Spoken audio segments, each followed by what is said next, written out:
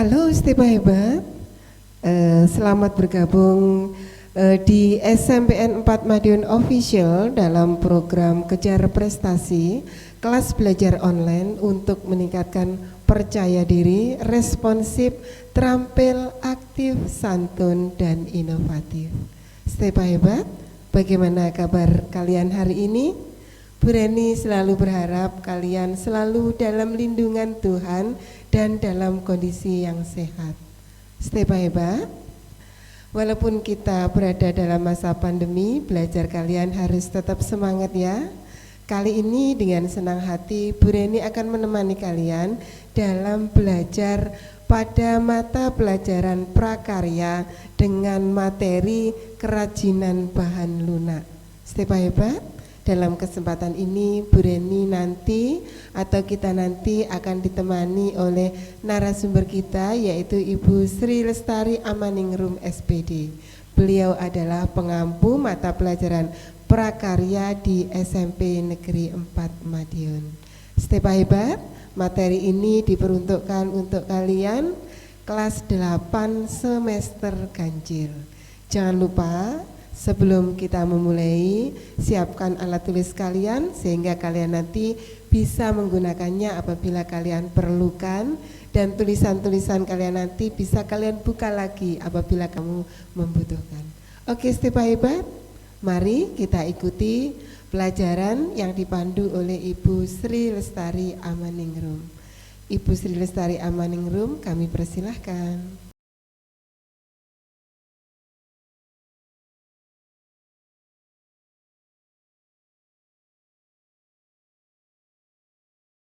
Halo anak-anakku semuanya, salam sehat selalu ya untuk kalian. Nah, kita hari ini akan belajar prakarya kelas 8, khususnya untuk bab kerajinan bahan lunak di semester ganjil. Nah, apa saja yang akan kita pelajari? Ayo kita belajar sama-sama ya. Mari.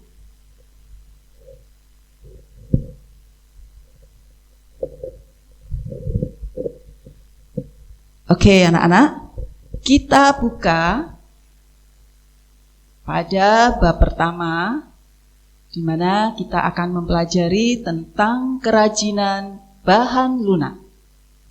Nah, mungkin di kelas 7 waktu itu kita hanya mempelajari tentang materi-materi tentang kerajinan serat, kemudian pengetahuan tekstil.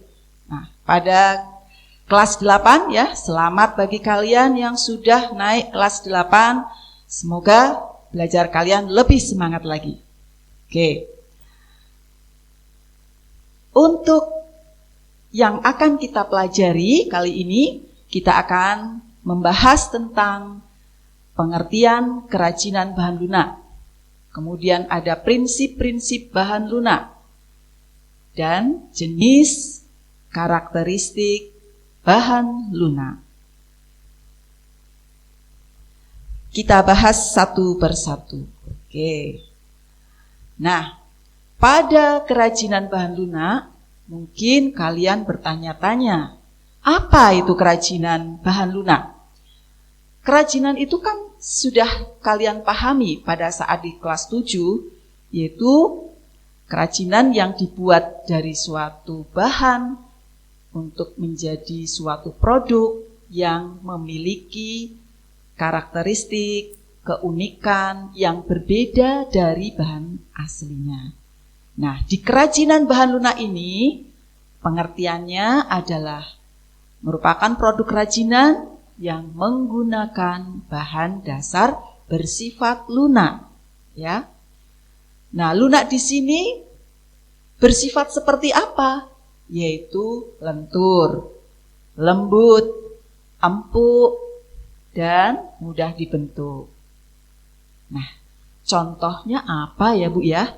Di sini saya beri contoh ya, pada gambar yang pertama ada tanah liat. Kalian pasti tahu ya tanah liat. Nah, tanah liat di sini memang bentuknya sudah dalam bentuk blok ya. Kalau kalian melihat tanah liat, mungkin ada berbagai macam. Nanti kita pelajari selanjutnya. Kemudian bahan lunak yang lain apa lagi? Ada sabun, ya. Sabun itu juga termasuk dalam kategori bahan lunak. Khususnya sabun mandi, sabun batangan, bukan sabun bubuk ya, sabun deterjen bukan. Ada plastisin, ya, plastisin. Kalian sudah mengenal bahan ini, ya. Di TK mungkin dulu waktu kecil atau waktu di SD, plastisin ini sangat disukai anak-anak untuk membuat bentuk-bentuk, ya, seperti mungkin mau dibentuk boneka atau dibuat mainan apa, ya. Nah, ini kemudian ada lilin. Nah, lilin di sini yang kalian kenal kan, lilin yang digunakan untuk penerangan pada saat lampu mati, seperti itu ya. Ada lagi floor clay. Nah, floor clay mungkin kalian baru tahu ya, apa itu floor clay. Ya, floor clay tidak sama dengan polymer clay. Sebenarnya kedua-duanya merupakan bahan lunak. Tapi yang floor clay ini adalah bahan lunak alami. Floor itu tepung, ya. Kemudian ada kulit. Nah, kulit di sini adalah jenis kulit-kulit hewan. Ya, jenis kulit hewan. Oke. Sampai di sini ya, paham ya? Jadi, kerajinan bahan lunak di sini merupakan produk kerajinan yang menggunakan bahan dasar bersifat lunak. Ya. Lunak di sini dikategorikan lentur, lembut, empuk, dan mudah dibentuk. Nah, untuk selanjutnya, di sini ada prinsip kerajinan bahan lunak. Ya, apa ya yang dimaksud dengan prinsip? Prinsip daripada kerajinan bahan lunak. Ada prinsip di sini adalah membuat kerajinan bahan lunak alam dan dibuat memiliki kecenderungan, yaitu sengaja dibuat orang secara khusus dan sangat mempertimbangkan aspek pemaduannya. Ini prinsipnya ya. Jadi sengaja anak-anak dibuat orang secara khusus dengan mempertimbangkan aspek pemaduannya. Nah, pemaduan yang dimaksud itu apa ya? Yaitu penggunaan bahan lain dengan warna, bentuk yang berbeda. Tetapi paduannya itu dengan bahan dasarnya. Tetapi padu ya, padu itu sinkron atau ngeling dengan bahan dasarnya. Misalnya kita akan menggunakan bahan dasar lilin. Nah, ini kalau kita buat kerajinan itu harus padu dengan bahan dasarnya. Ya. Nah, selanjutnya di sini pada praktiknya ya, dalam membuat kerajinan yang berdasarkan prinsip di atas tadi, ini ada beberapa hal yang harus kalian ketahui. Ya, dalam praktiknya kita mempertahankan prinsip tadi, ada 3 hal yang harus kalian pahami. Yang pertama adalah keterampilan tangan. Nah, dalam membuat kerajinan itu keterampilan tangan sangat dibutuhkan sekali. Yang namanya kerajinan itu memang benar-benar harus memiliki skill atau keahlian. Tetapi keterampilan tangan di sini yang dimaksud adalah keterampilan yang memfokuskan pada produk mengandalkan tangan sebagai upaya untuk membuat produk kerajinan. Ya. Meskipun diproduksi banyak, produk kerajinan masih tetap mengandalkan tangan. Jadi meskipun banyak sekali yang diproduk, tapi tetap mengandalkan tangan. Nah, sementara itu, kalau industri itu bertumpu pada kekuatan mesin, ya. Kalau industri dengan kerajinan atau keterampilan tangan itu berbeda. Bedanya di sini. Kalau industri itu mengandalkan kekuatan mesin. Ya. Jadi bedanya antara kerajinan, produk kerajinan dengan produk industri itu hanya pada keterampilan tangan dengan kekuatan mesin. Kalau industri jelas mengandalkan kekuatan mesin. Kalau kerajinan, kerajinan tangan, ya mengandalkan kekuatan tangan untuk membuat kerajinan tadi. Oke, sampai di sini paham ya? Kita lanjutkan. Yang kedua, ya, yang kedua di sini ada keterampilan teknik. Jadi prinsip daripada kita membuat kerajinan itu yang kedua adalah keterampilan teknik. Nah, pembuatan benda-benda kerajinan itu dilakukan secara berulang-ulang ya, karena didasari oleh keterampilan teknik atau keprigelan. Dalam bahasa Jawa keprigelan. Prigel itu apa ya? Ahli ya. Karena dia sudah terbiasa mengulang-ulang di dalam membuat kerajinan, maka semakin lama semakin prigel atau ahli. Ya, karena sudah terbiasa. Nah, setiap kerajinan yang dibuat jelas memiliki teknik-teknik yang berbeda ya di sini. Sehingga produk yang dihasilkannya pun memiliki kekasan tangan yang nampak dengan detail, rumit ya, dan hanya bisa dilakukan dengan keterampilan teknik yang dimiliki oleh tangan seseorang. Nah, pada contoh yang saya perlihatkan, di sini ada seseorang yang sangat prigel di dalam membuat ukiran dari bahan dasar sabun, ya, di bentuk ukiran bunga seperti ini.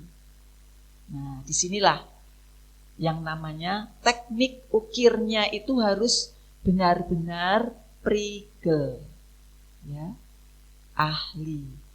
Makanya orang bisa prigel, ahli itu karena sering melakukan kegiatan tersebut. Semakin lama semakin prigel.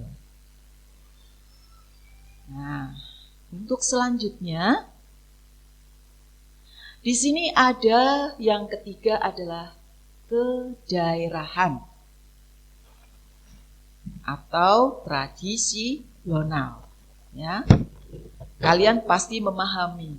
Indonesia sangatlah banyak sekali hasil-hasil kerajinan yang berasal dari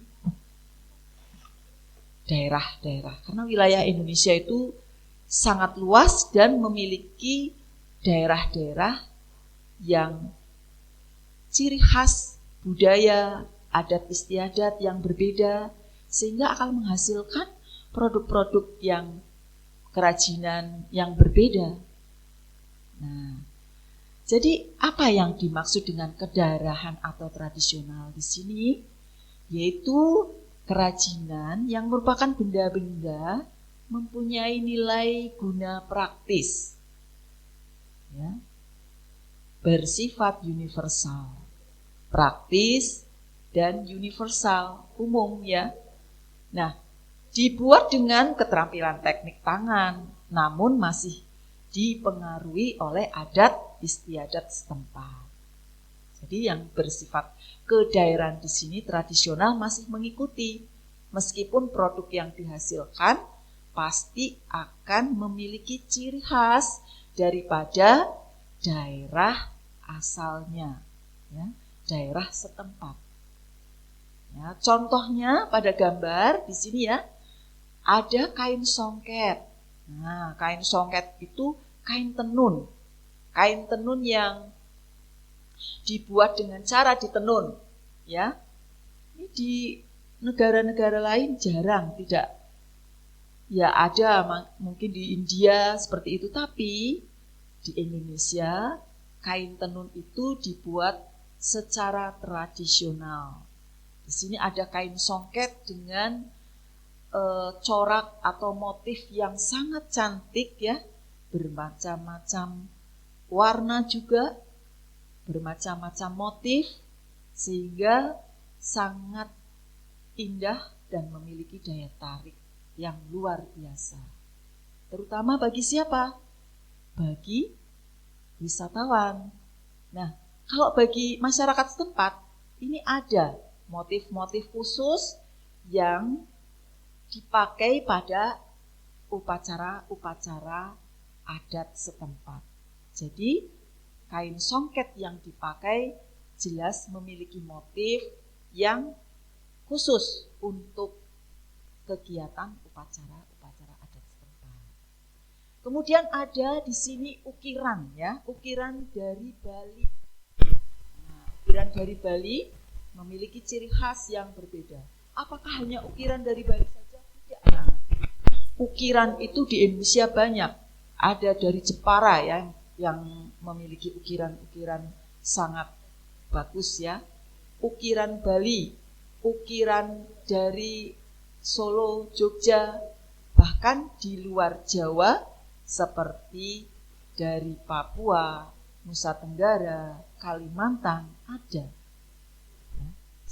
Nah, itu memiliki kedaerahan atau tradisional dari asalnya masing-masing. Ya, jadi ukiran pun memiliki ciri khas ya dari daerah setempat. Kemudian ada wayang golek. Nah, di sini ada wayang golek. Ya. Wayang golek biasanya yang terkenal ada di daerah Jawa Barat. Ya, di sini bisa kalian lihat wayang golek itu ya bentuknya seperti ini. Mungkin kalian sudah pernah melihat langsung atau mungkin secara virtual, misalnya di televisi atau di mana bisa ya, atau mungkin di YouTube. Nah, wayang golek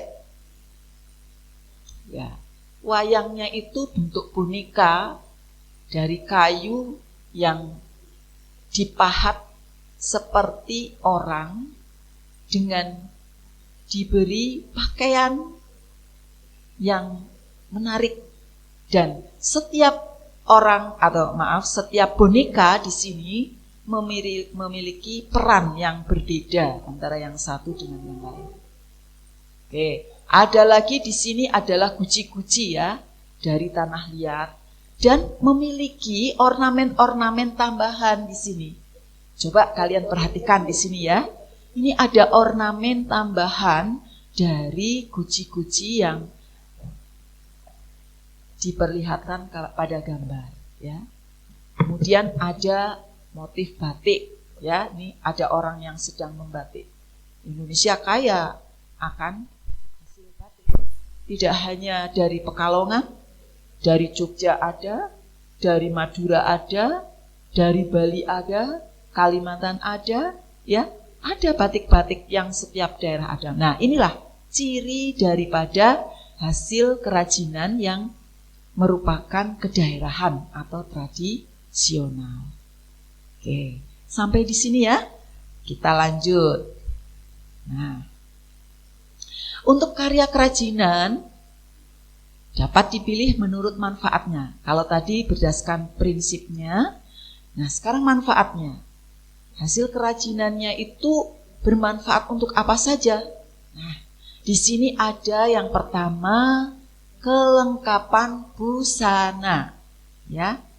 Yang namanya kelengkapan busana itu adalah ya semacam aksesoris. Jadi, produk kerajinan bahan lunak yang dibuat dengan mempertimbangkan produk tersebut yang dapat mempercantik diri dalam menggunakan busananya. Ya. Contohnya produk-produk aksesoris seperti gelang, kalung, bros, dan cincin. Nah, melihat banyak produk aksesoris Indonesia, saya katakan kaya lagi ya anak-anak tentang produk aksesoris.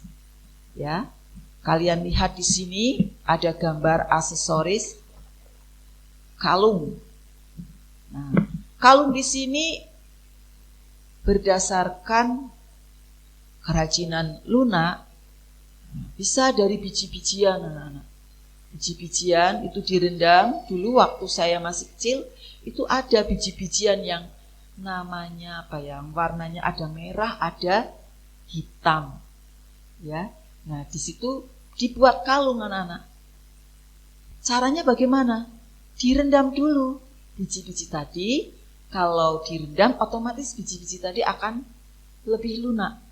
Kemudian kita tusuk dengan jarum dan diikuti dengan benang.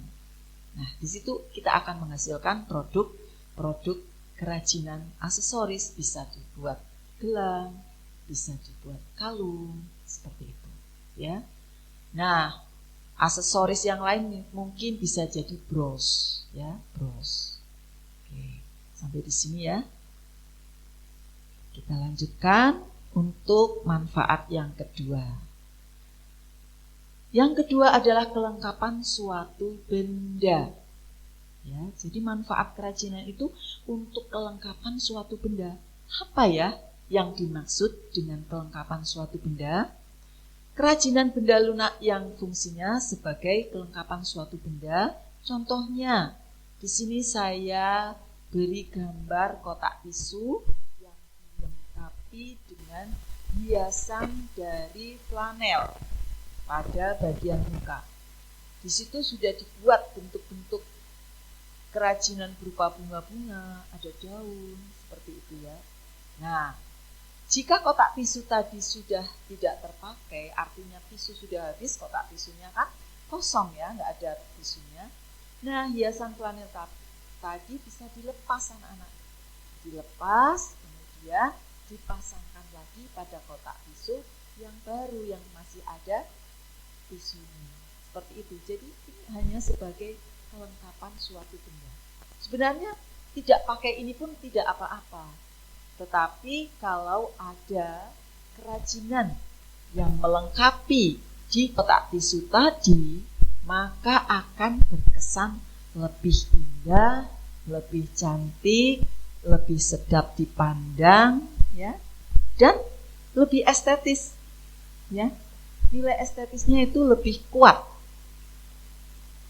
Oke, sampai sini ya. Kita lanjut. Nah, yang ketiga di sini ya, kelengkapan rumah atau bangunan. Mungkin yang dimaksud apa ya?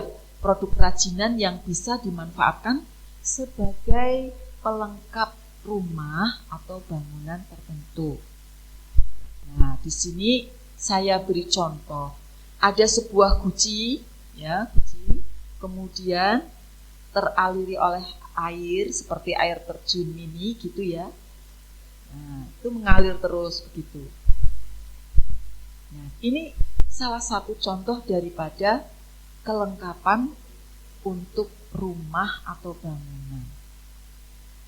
Jadi memiliki nilai estetis juga, ada nilai produk kerajinan itu memiliki manfaat lain, ya, yaitu untuk ibaratnya seperti menampung air tumpah. Padahal ini sebenarnya berfungsi untuk mengalirkan air, jadi seperti air yang tumpah terus seperti air terjun. Nah, apa ada lagi? Mungkin kalian pernah melihat di rumah-rumah yang ada kolamnya, di taman-taman itu ada katak yang terbuat dari tanah liat, ya. Kemudian dari mulutnya itu keluar seperti air mancur, ya, air mancur yang mengalir. Nah, ini juga salah satu produk kerajinan yang memiliki manfaat dalam kelengkapan rumah atau bangunan. Ya. Mungkin kalian ada lagi ide-ide apa ya selain yang diberi contoh oleh Bu Lestari? Bisa kalian cari lagi di sekitar lingkungan rumahmu, mungkin tetanggamu ada yang kelengkapan lain apa, di rumahmu juga, wah ini termasuk kategori manfaat kerajinan sebagai kelengkapan rumah atau bangunan. Nah, nanti kamu bisa melihat-lihat survei di rumahmu ya, termasuk enggak ya ini untuk kelengkapan rumah atau bangunan, gitu ya. Jadi bisa dipraktekkan, kamu belajar di sini bisa langsung praktek di rumah. Oke. Yang keempat di sini ada kelengkapan keperluan ritual atau upacara adat. Anak-anak, kembali lagi Indonesia itu kaya akan adat istiadat, kaya akan budaya. Tentunya dari daerah yang satu dengan daerah yang satu lainnya memiliki adat istiadat yang berbeda, memiliki ritualitas yang berbeda. Nah, inilah kekayaan alam bangsa Indonesia yang perlu kita lestarikan, kita jaga ya. Nah, kalau dikaitkan dengan produk kerajinan, itu apa ya? Kok bisa masuk ke dalam kelengkapan keperluan ritual atau upacara adat? Nah, contohnya ya, lilin. Lilin di sini yang seperti kalian lihat tadi di waktu awal, ini bisa dimasukkan dalam kelengkapan keperluan ritual di upacara-upacara adat Nusantara. Tentunya berbeda ya, ada juga lilin ini digunakan untuk, ya tanpa lilin itu ibaratnya lilin itu sebagai penerang, petunjuk supaya terang jalannya. Contoh di sini ada gambar seorang biksu ya sedang memohon. Ini upacara ritual keagamaan di sini ya. Ini memohon, ini di lilin-lilin. Nah, lilin-lilin di sini. Ini ya. Jadi ada upacara-upacara tertentu yang memang mengaitkan dengan lilin. Tadi kan termasuk juga kan, lilin adalah bahan lunak yang dapat dimanfaatkan untuk produk kerajinan. Ya. Kalau begitu ada lagi kah selain lilin? Ada. Misalnya kain yang tadi saya sampaikan. Ya. Pada upacara-upacara adat tertentu seperti pernikahan, orang Jawa itu kalau zaman dulu, kalau sekarang kan jarang yang menggunakan apa itu? Jarik. Jarik itu bahasa apa ya? Kain panjang ya, kain panjang. Kalau untuk upacara pernikahan itu menggunakan motif batiknya tertentu anak-anak. Tidak sembarang motif batik itu untuk kain panjang atau jariknya itu. Ya.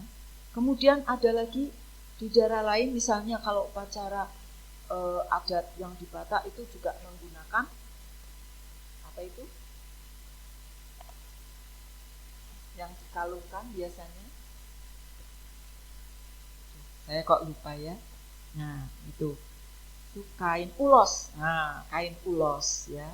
Ini juga upacara pernikahan. Itu kayak mengalungkan seperti ini gitu ya. Itu juga seperti ritual. Kain ulos ya. Ini juga kalau kain songket juga demikian ya. Mungkin dipakainya itu motif-motif tertentu pada acara ritual atau upacara-upacara adat tertentu. Sampai di sini ya, paham ya? Oke. Kita lanjutkan untuk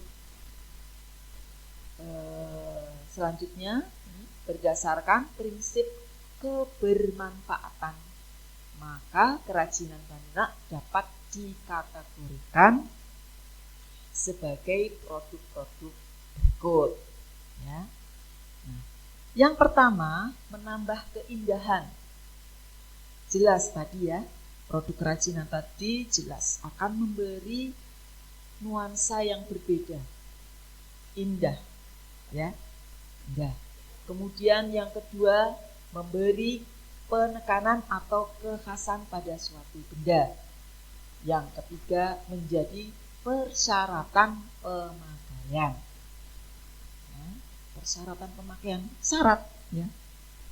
Jadi kalau tanpa ada benda tersebut, maka tidak memiliki arti apa-apa. Begitu. Kemudian merupakan pertanda atau simbol, ya, pertanda atau simbol. Kemudian yang kelima, dibuat khusus sesuai benda aslinya, duplikasi, ya. Yang keenam, sebagai bagian dari karya seni. Ini yang berdasarkan kebermanfaatan produk kerajinan. Nah, selanjutnya anak-anak, untuk yang materi selanjutnya tentang jenis dan karakteristik bahan lunak. Ya, lanjut ya. Nah, untuk bahan lunak itu, yang pertama bahan lunak alam. Bisa dilanjut. Nomor 1, bahan lunak alam. Jadi bahan lunak itu dibagi dua, lunak alam dan lunak buatan. Lunak alam itu yang bagaimana? Yaitu bahan lunak untuk karya kerajinan yang diperoleh dari alam sekitar. Cara pengolahannya pun secara alami, tidak dicampur atau dikombinasi dengan bahan buatan. Nah, contohnya apa toh bahan lunak alam? Ada tanah liat, kulit, getah nyatu, bubur tisu, dan floor clay. Oke, lanjut ya. Untuk yang kedua, bahan lunak buatan. Oke. Kalau tadi yang alam, berarti dari alam anak-anak. Kalau yang ini buatan.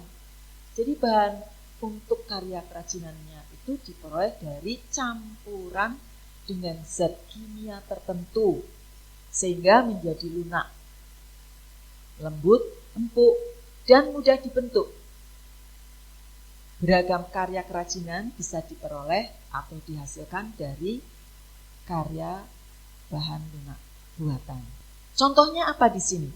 Ada polimer, clay, gips, fiberglass atau fiberglass, lilin, sabun, dan parafin.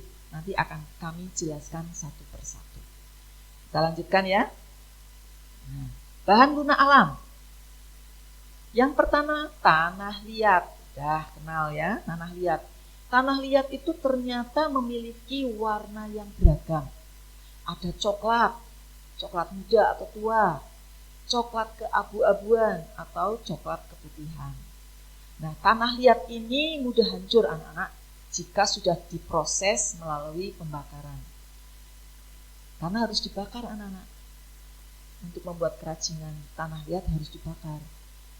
Nah, kerajinan yang dibuat dengan tanah liat dengan cara dibakar disebut keramik. Nah, kenal ya keramik. Kemudian yang B, kulit.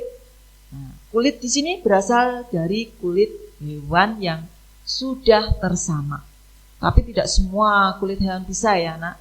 Yang bisanya kulit-kulit hewan tersamak yang tertentu yang memiliki kulit yang bisa dibentuk menjadi produk kerajinan. Ada yang berwarna, kulit-kulitnya itu ada yang berwarna hitam, putih, coklat, krem, sesuai dengan hewan yang dikuliti, ya. Nah, sifat daripada kulit tadi itu tidak tahan air. Jika kena air, maka akan rusak struktur kulitnya. Misalnya kalau kita punya tas kulit, kena air. Nah, struktur kulit daripada bahan tadi, bahan tas kita itu tadi akan rusak anak-anak. Makanya perawatannya agak-agak gampang susah kalau punya tas kulit, ya. Oke. Selanjutnya untuk bahan lunak alam. Kalau tadi yang kedua, sekarang yang C, getah nyatu. Ya. Tanah liat, kulit, yang sekarang getah nyatu. Getah nyatu itu berasal dari pohon nyatu, adanya di Kalimantan anak-anak. Getahnya berwarna putih, sehingga mudah untuk diberi warna-warni. Nah, jika misalnya ingin dibentuk kerajinan, getah nyatu itu harus dimasak terlebih dahulu agar lunak dan elastis. Nah, jika dipanaskan akan melunak, tapi lama-kelamaan dia akan mengeras. Yang D, floor clay.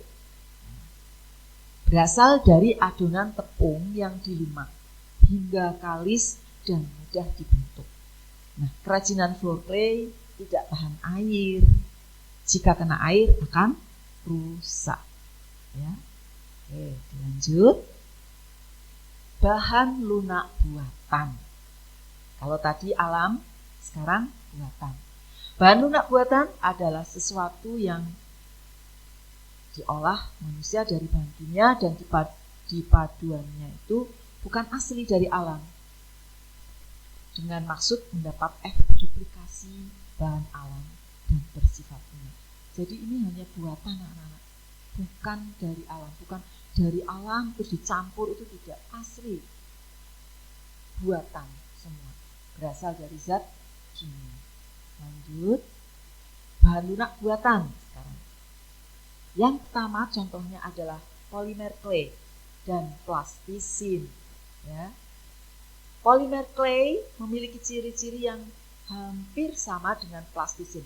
Plastisin itu yang sering kamu gunakan pada saat masih kecil, itu yang tadi saya perlihatkan di awal.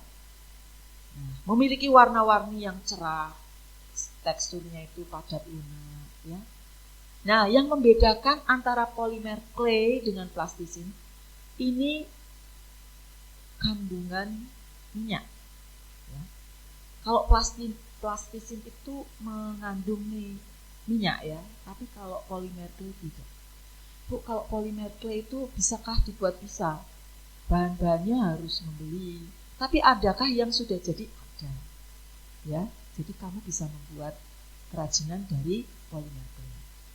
Pada saat pengeringan, polimer clay itu dapat mengeras, sedangkan plastisin setelah kita bentuk kerajinan, dibuat-buat apa itu, tetap seperti semula. Mau kita hancurkan lagi ya tetap.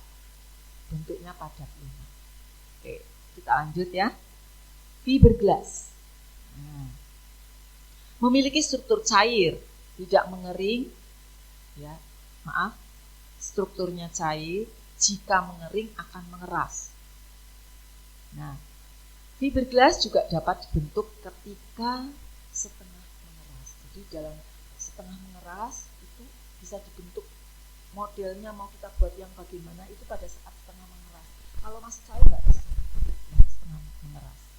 Nah, kerajinan fiberglass itu bisa dibuat dengan cara dicetak atau dicor. Jadi ada polanya, ada bentuk, misalnya kalau bentuk kita mau bentuk topeng dengan fiberglass itu dicor ya dalam bentuk cairan fiberglass tadi.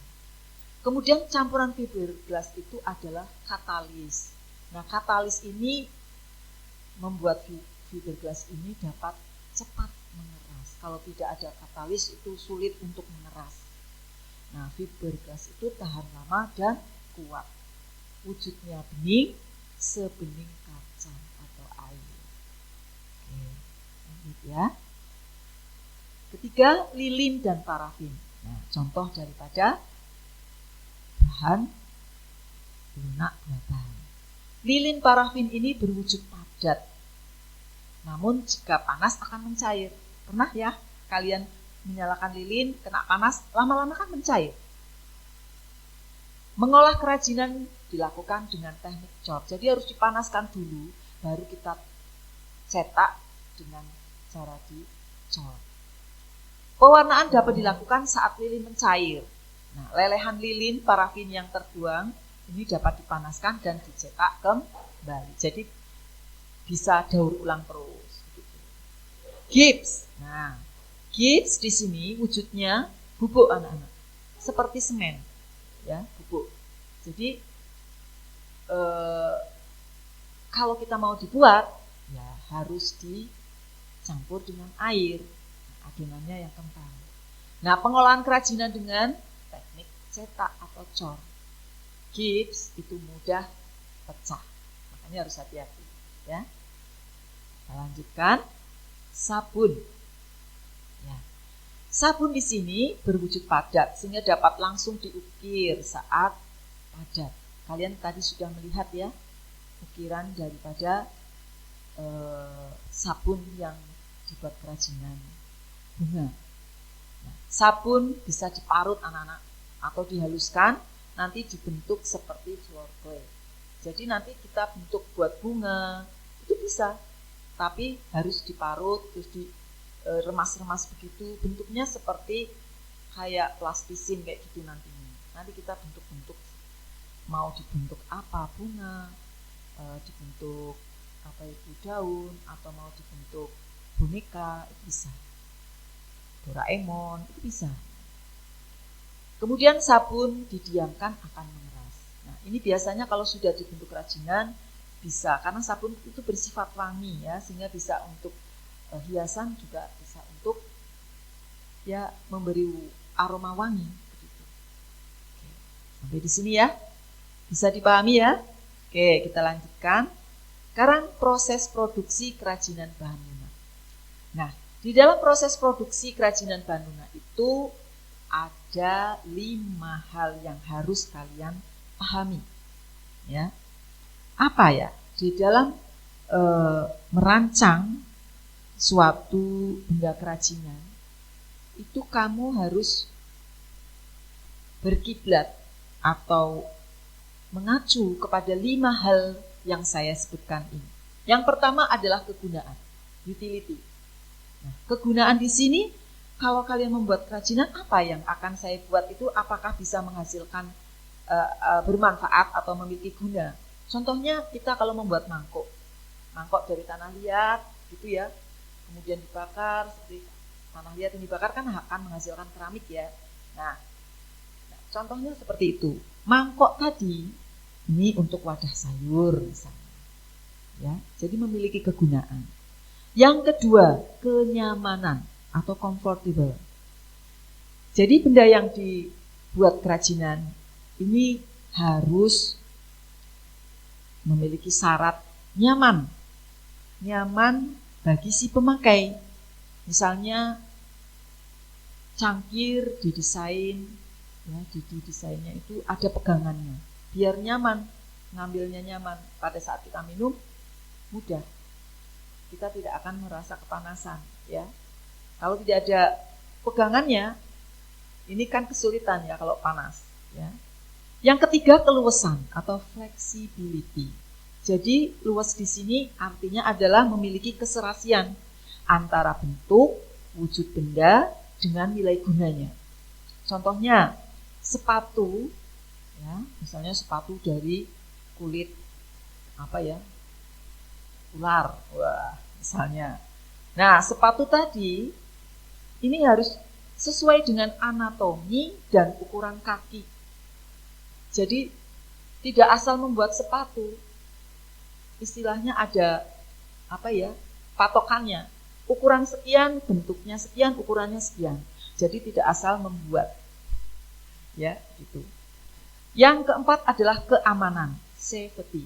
Jadi kerajinan yang kita buat harus dirancang memiliki keamanan bagi si pemakainya. Ya. Yang kelima adalah keindahan atau estetik. Tadi sudah saya sampaikan bahwa benda yang dihasilkan dari produk-produk kerajinan jelas memiliki daya tarik dibanding dengan benda-benda yang biasa. Ya.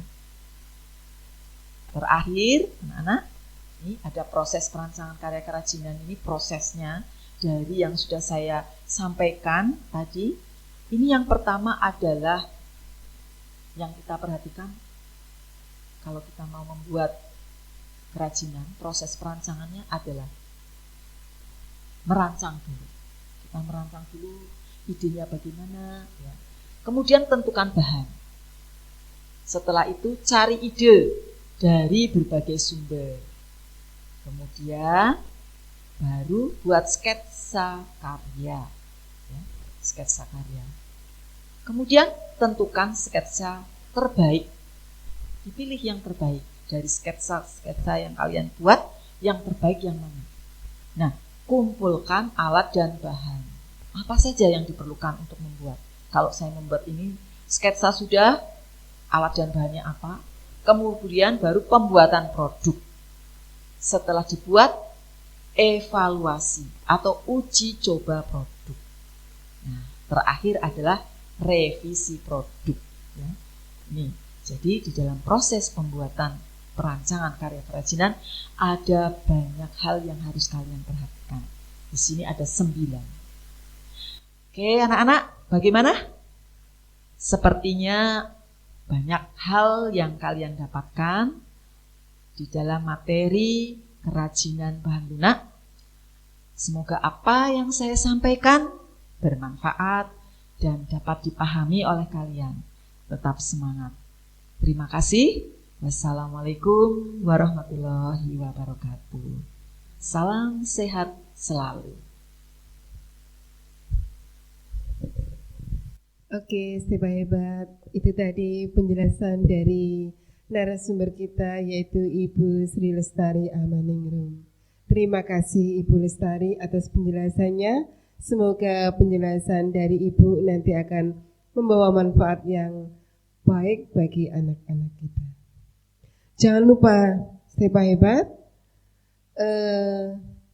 like dan subscribe YouTube channel SMPN 4 Madiun Official untuk mendapatkan materi-materi yang lebih hebat lagi. Stepa Hebat, jaga kesehatan kalian, tingkatkan imun kalian, tetap beraktivitas, dan jangan lupa belajar kalian harus tetap kalian laksanakan. Stepa Hebat, mari kita tingkatkan belajar kita dan tetap semangat raih prestasi. Stepa Hebat. Sampai bertemu di lain kesempatan.